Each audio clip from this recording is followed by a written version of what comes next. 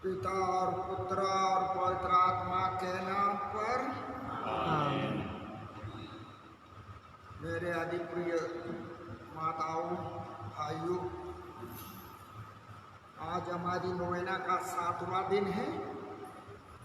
हम लोग संत मोनिका को आरती उतार करके शुरू करेंगे। आरती उतारने के लिए मुख्य बना के हमारे बहन मोनिका को भी मैं आमंत्रित करता हूँ।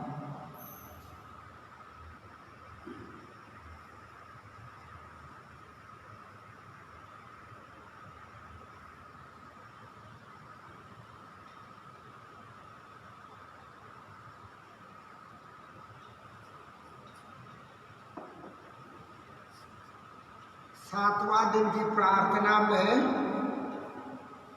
हमारा विशेष मतलब है, माताएं अपने संतानों के लिए बुलाहड़ को पहचानने में सहायक बने। परिवार ही बुलाहड़ की उपजाऊ भूमि है। बुलाहड़ परिवार से ही निकलती है। बुलाहड़ की परवरिश में परिवार की बहुत बड़ी भूमिका है। हर प्रकार के बुलाहड़ के लिए, न केवल पुरोहित बनने की बुलाहड़ हो या धर्मसंगी बनने की बुलाहड़ हो या पारिवारिक जीवन की, पवित्र जीवन की बुलाहड़ हो, सब बुलाहड़ परिवार से। इसलिए आज का हमारा यह विषय बहुत महत्वपूर्ण है, कलीसिया के उज्जवल भविष्य के।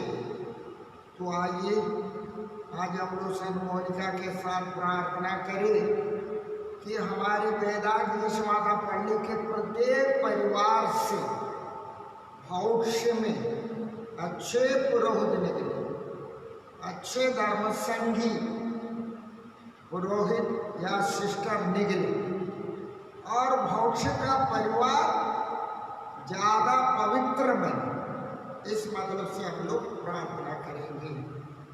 हम प्रार्थना करें, हे संपूर्ण पवित्रता के स्रोत पिता परमेश्वर, हम तेरे प्रिय पुत्र यीशु के नाम से माताओं को तेरे सम्मुख लाते हैं।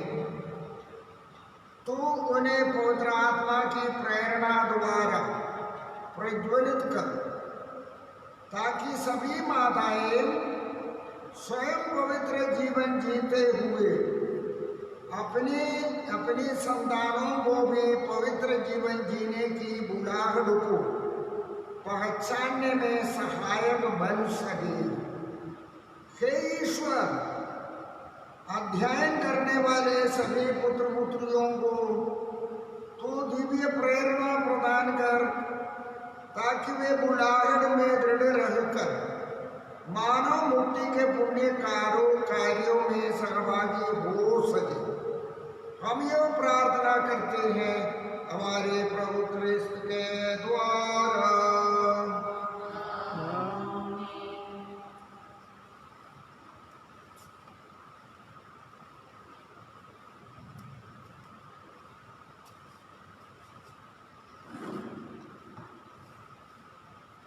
प्रकाशना ग्रंथ से पाठ, अध्याय 12 पद संख्याएं 1 से 6 तक। आकाश में एक महान चिन्ह दिखाई दिया। सूर्य का वस्त्र ओढ़े एक महिला दिखाई पड़ी।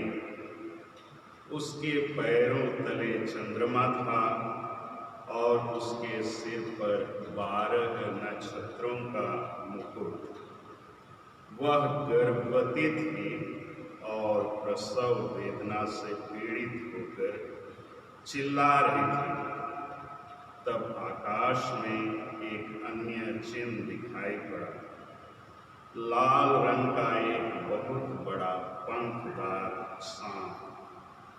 उसके 7 सिर थे, 10 सींग थे और हर एक सिर पर एक मुकुट था। उसकी पूंछ ने आकाश के 1/3 तारे बुहार कर पृथ्वी पर फेंक दिए। वह पंखदार सर्प प्रसव पीड़ित महिला के सामने खड़ा रहा, जिससे वह नवजात शिशु को निगल जाए। उस महिला ने एक पुत्र प्रसव किया, जो लौह दंड से सब राष्ट्रों पर शासन करेगा। किसी ने उस शिशु को उठाकर ईश्वर और उसके सिंहासन तक पहुंचा दिया।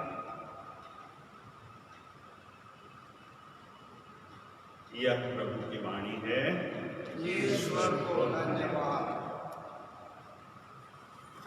प्यारी माता, मेरे प्यारे भाइयों और बहनों, आज के मनन चिंतन के लिए हम लोगों ने माता मरियम को रखा है। माता मरियम के बारे में तो आपने बहुत सुने हैं, जानते हैं और मनन चिंतन भी करते हैं। प्रतिदिन घराना बिनती में प्रार्थना भी करते हैं। रोजरी माला में हम बारंबार माता मरियम की याद करते हैं, उनकी भक्ति करते हैं। आज का जो पाठ हमारे सामने रखा गया है बाइबल की अंतिम पुस्तक है, प्रकाशना ग्रंथ का अंतिम, बाइबल की अंतिम किताब प्रकाशना, और यह अध्याय 12 से लिया गया है। और इसमें बताया गया है एक महिला और एक सांप। महिला सूर्य को ओढ़े हुए है और चंद्रमा उसके पैरों के नीचे है और 12 नक्षत्रों का मुकुट है। हर एक महिला के लिए श्रृंगार काफी महत्वपूर्ण होता है। श्रृंगार से उसकी सुंदरता बढ़ जाती है। अपने आप को और अधिक पहचान देने के लिए हर महिला, हर स्त्री श्रृंगार करती है। परंतु कहा जाता है जो अंदर से श्रृंगार निकलता है वो सबसे बड़ा श्रृंगार है, वो अद्भुत है। उसके लिए श्रृंगार की कोई आवश्यकता नहीं पड़ती है, वो अपने आप में सुंदर है। इसी सुंदरता की व्याख्या संत यूहन्ना प्रकाशन ग्रंथ में करते हैं।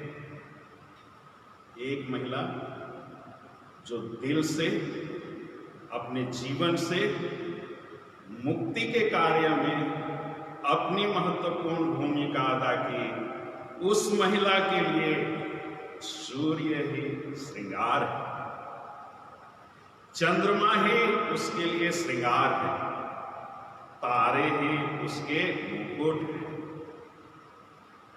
इसका मतलब पूरी सृष्टि और सृष्टि के जितने वैभव और सुंदरता के प्रतीक हैं वो उसमें व्याप्त है। ये दिव्य दर्शन है, संत यूहन्ना देख रहे हैं। और इस दिव्य दर्शन में ये महिला विजयी होती है। सांप सामने खड़ा है और इसी आश्रय में कि वो जब जन्म देगी तो उस बच्चे को खा जाएगा, वो सांप खा जाएगा। महिला और सांप जब हम कहते हैं तो बाइबल की पहली पुस्तक में हमारा ध्यान स्वतः चला जाता है। पहली पुस्तक अध्याय 3 पद संख्या 15 में ईश्वर के सामने खड़ी उस महिला, जिसको हम हेवा करते हैं, हवा करते हैं, और सांप वहां पर हाजिर है। वहां हेवा का सिर झुका हुआ है, वो श्रापित है, ईश्वर की ओर निगाहें नहीं डाल सकती है, वो दोषी महसूस कर रही है। यहां प्रकाशना ग्रंथ बाइबल के अंतिम पुस्तक में वो सिर उठाए हुए है वो वैभव से भरी हुई है, महिमा से भरी हुई है। बाइबल की पहली पुस्तक की महिला और बाइबल की अंतिम पुस्तक की महिला आज हमारे बीच में, और ये दोनों महिलाएं हमारे जीवन के प्रत्येक पल को दर्शाती हैं,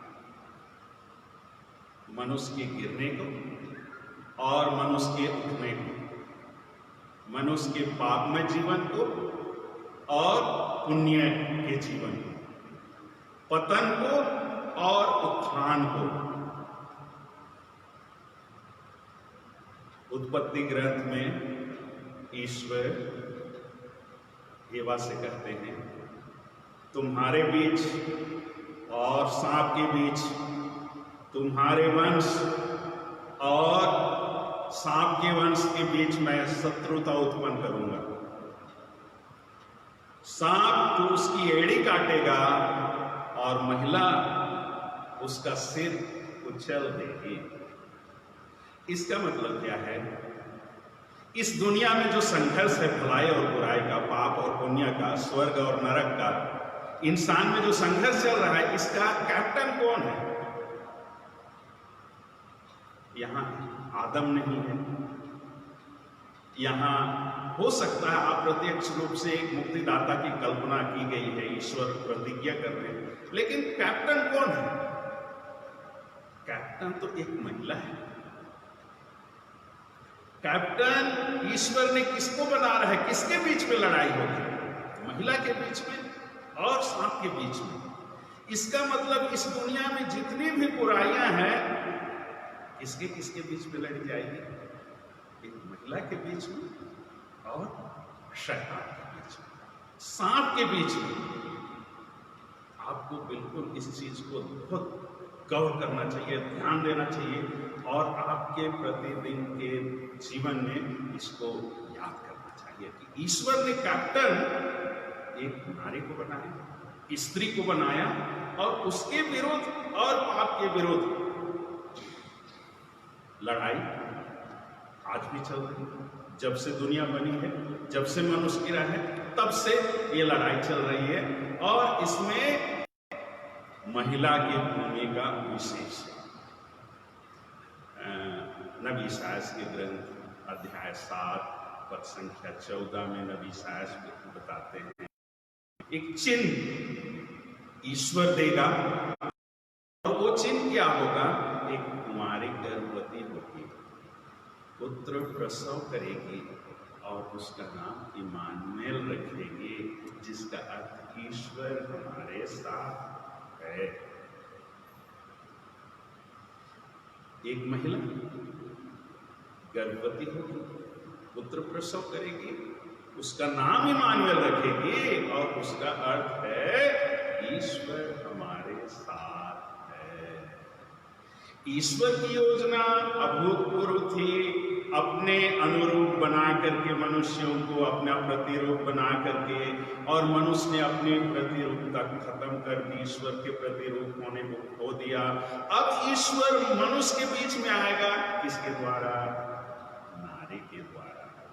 और मनुष्य जब ईश्वर को अपने बीच में प्राप्त करेगा, इमानुएल को प्राप्त करेगा, तो उसकी लड़ाई अपने आप जीत की ओर होगी, क्योंकि ईश्वर मनुष्य के साथ और मनुष्य की ओर से लड़ेगा, और उस लड़ाई में कैप्टन एक कुंवारी पुत्र को जन्म देगी, और वो ईश्वर हमारे साथ होगा।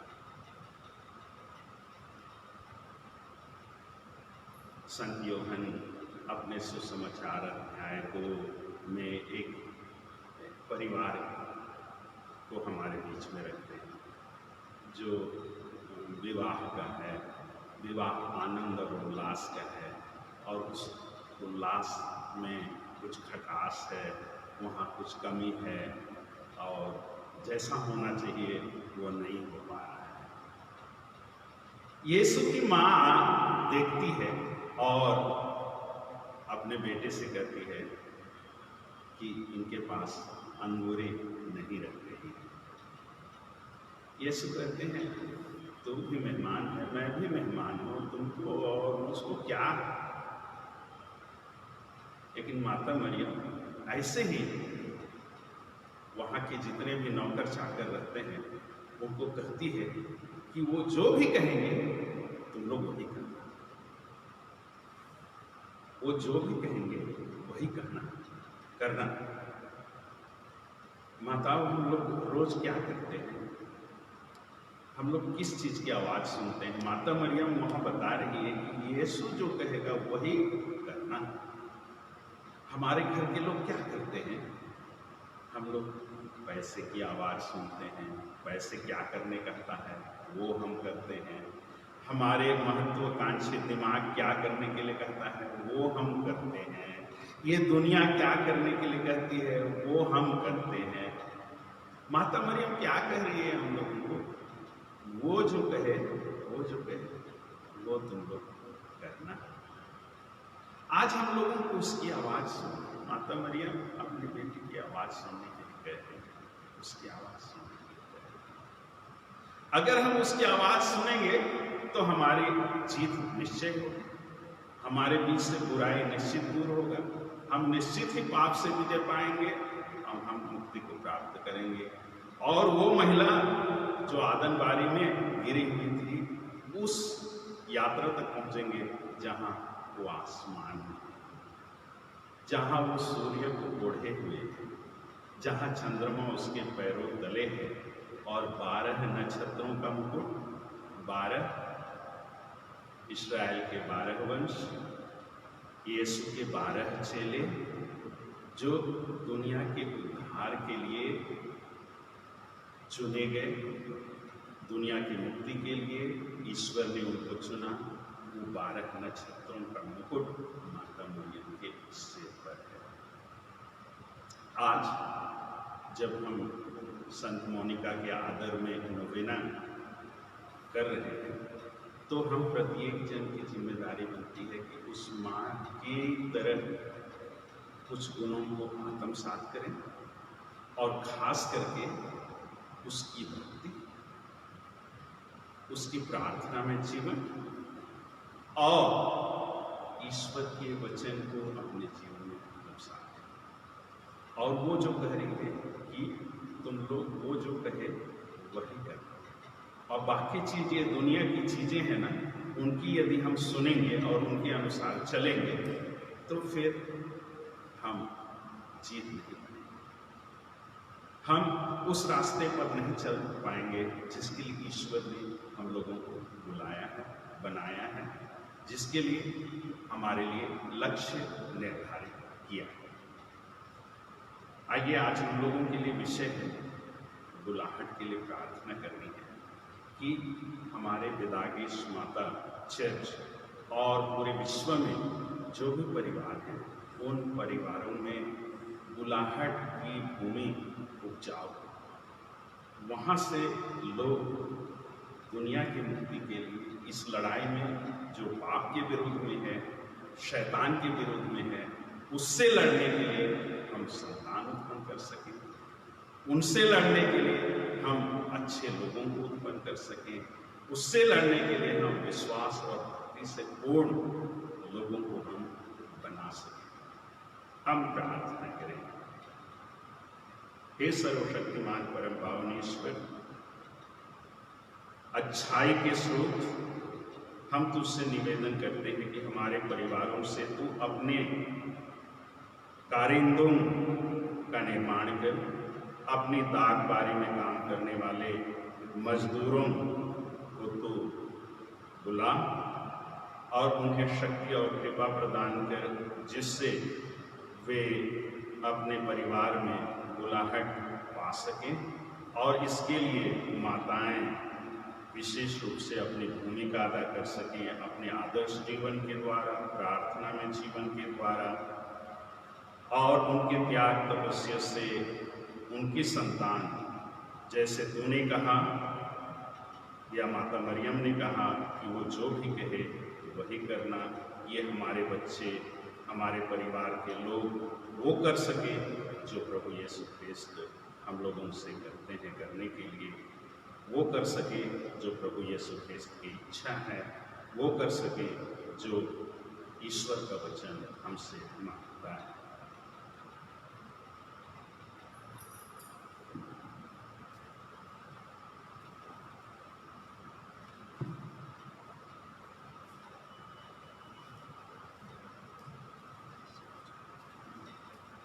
हमारे मुस्लिम भाई बहनों की एक बहुत बड़ी योजना है। 2030 या 35 तक मुस्लिम समुदाय विश्व में सबसे बड़ा समुदाय के रूप में सामने आए। इसलिए उनका सिद्धांत है दंपतियों से अधिक बच्चों को जन्म दो। 1 या 2 से मत रोको, 5, 7, 8, 9 तब तक हमारा सपना पूरी हो, विश्व का सबसे बड़ा समुदाय। क्योंकि वे अपने को समझते हैं कि अमीनो ईश्वर की असली संतान है, अमीनो ईश्वर के असली संतान है।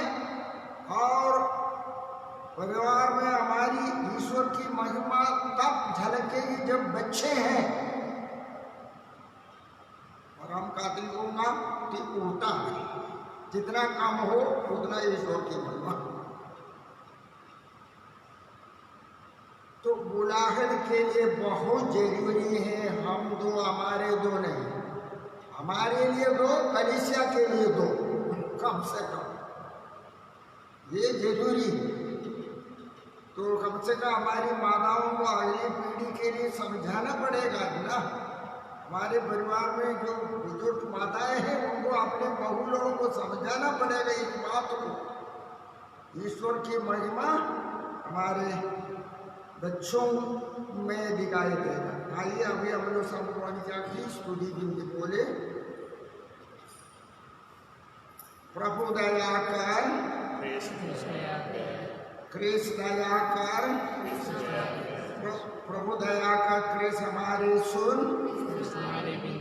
स्वर्ग के पिता परमेश्वर, पुत्र परमेश्वर, दुनिया के मुक्तिदाता, पवित्र आत्मा परमेश्वर, पवित्र त्रित्व एक ही परमेश्वर, संत मरिया, संत मोनिका, संत धर्मी माता, संत विश्वासी माता, संत मोनिका दुख वाहिनी माता, संत मोनिका मन परिवर्तन के लिए प्रार्थना रत माता,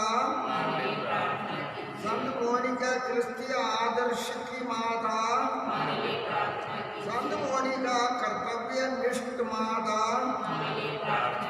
संत मोनिका मुसीबतों में दृढ़ माता, संत मोनिका अविरल प्रार्थना रत माता, संत मोनिका तपस्या, संत मोनिका धर्माध्यक्षों से निवेदन करने वाली माता, संत मोनिका पुरोहितिक परामर्श की अभिलाषी माता, संत मोनिका पुरोहितों के प्रति श्रद्धालु माता, संत मोनिका पापियों के मन फिराव के को आंसू बहाने वाली माता, संत मोनिका धीरज धारणी माता, संत मोनिका आशा रखने वाली माता, संत मोनिका मातृत्व के प्रति कर्तव्य निष्ठ माता, संत मोनिका बेटे के अनुगामी माता, संत मोनिका करबत प्रार्थना रत माता, संत मोनिका परिवार का मन फिराव करने वाली माता, संत मोनिका टूटे परिवारों का उज्जवल भविष्य,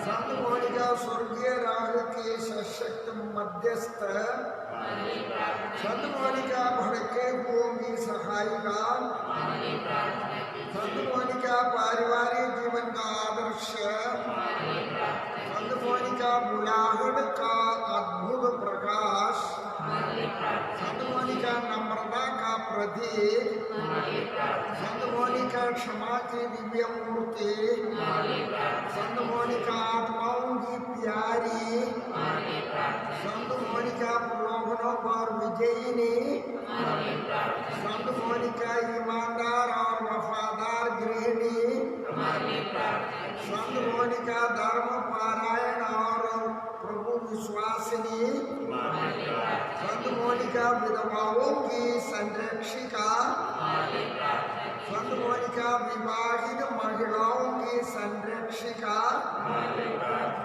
संत मोनिका विवाहित महिलाओं की सहायिका प्रभु हमें क्षमा कर। हे ईश्वर के मेमने तू संसार के पाप हर लेता है, प्रभु हमारी सुन। हे ईश्वर के मेमने तू संसार के पाप हर लेता है, प्रभु हम पर दया कर। हे ईश्वर के मेमने तू संसार के पाप हर लेता है, प्रभु हम पर दया कर। हम प्रार्थना करें। हे परमेश्वर तू सभी संतों द्वारा महिमान्वित है तथा उनकी प्रार्थनाओं से प्रसन्न होता है। हम दीनता पूर्वक तुझसे विनती करते हैं, अपने बच्चों पर दृष्टि कर एवं अपनी सेविका संत मोनिका द्वारा कृपाएं प्रचुर मात्रा में प्रदान कर हम पर और हमारे परिवार पर अपनी दया दृष्टि बनाए रख। हमें स्वर्ग के आनंद की ओर अग्रसर कर, जहाँ तू जुगानू जीते और राज करते हैं। खड़े हो जाइए नोमीना प्रार्थना के लिए, मेरे पीछे दोहराएंगे। हे पावनतम त्रिएक ईश्वर, संत मोनिका के लिए हम तेरी प्रशंसा करते हैं, तेरी आराधना करते हैं, तुझे धन्यवाद देते हैं। तूने संत मोनिका को विपत्ति की भक्ति में जलाकर ईश्वरीय पवित्रता के स्वर्ण को चमकाया है। उनकी अविरल आंसुओं की धाराओं पर अपनी करुण दृष्टि का परिवार के पापों को दूर करने हेतु कृपाओं का अद्भुत स्रोत खोल दे। मेल मिलाप, दया क्षमा एवं त्याग तपस्या द्वारा पुरोहिताई एवं संत जीवन की निर्मल धारा प्रवाहित कर। गृहस्थ जीवन की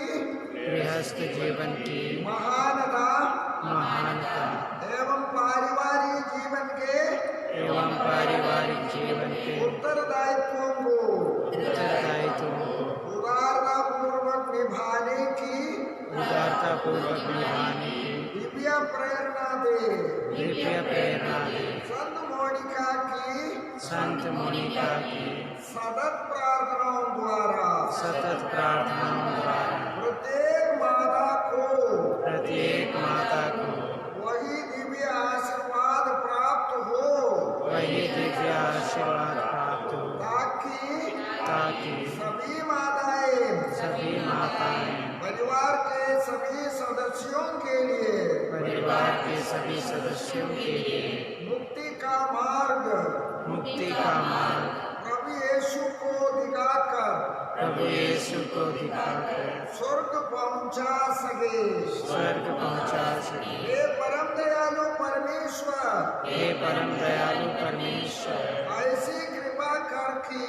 ऐसी कृपा करके माताएं बच्चों के लिए बुलाहट के स्रोत स्रोत तथा पतियों के लिए तथा पतियों के लिए आशीष का कारण बन सके, आशीष का कारण बन सके, ताकि विश्व का प्रत्येक परिवार ताकि विश्व का प्रत्येक परिवार पवित्र परिवार बन सके।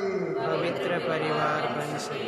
यही प्रार्थना यही प्रार्थना हम संत मोनिका की मध्यस्थता द्वारा हम संत मोनिका की मध्यस्थता द्वारा तुझसे करते हैं। तुझसे करते हैं। क्रिस्त हमारे प्रभु के द्वारा। क्रिस्त हमारे प्रभु के द्वारा। आमीन। आमीन। प्रभु आप लोगों के साथ हो और आपके आत्मा के साथ है। सर्वशक्तिमान ईश्वर पिता और पुत्र और पवित्र आत्मा आप लोगों को आशीर्वाद प्रदान करे। आमीन। हम विदा ले, प्रभु की शांति सदा साथ रहे। ईश्वर को धन्यवाद। कल अंतिम दिन है, हम लोग 6 बजे ही शुरू करेंगे और हम लोग माता मरियम के जन्मदिन मनाने के लिए गुलामगिरी माता के आदर में नोवेना प्रार्थना हम लोग इसी महीने के अंतिम दिन 31 अगस्त से शुरू करेंगे। समय शाम को 6 बजे ही। इसकी सूचना आप अन्य अड़ोस पड़ोस के परिवारों को भी दे दीजिएगा। अगला नोवेना भी हम लोग ऐसा ही टेलीकास्ट करेंगे। धन्यवाद। अभी मिसा होगा।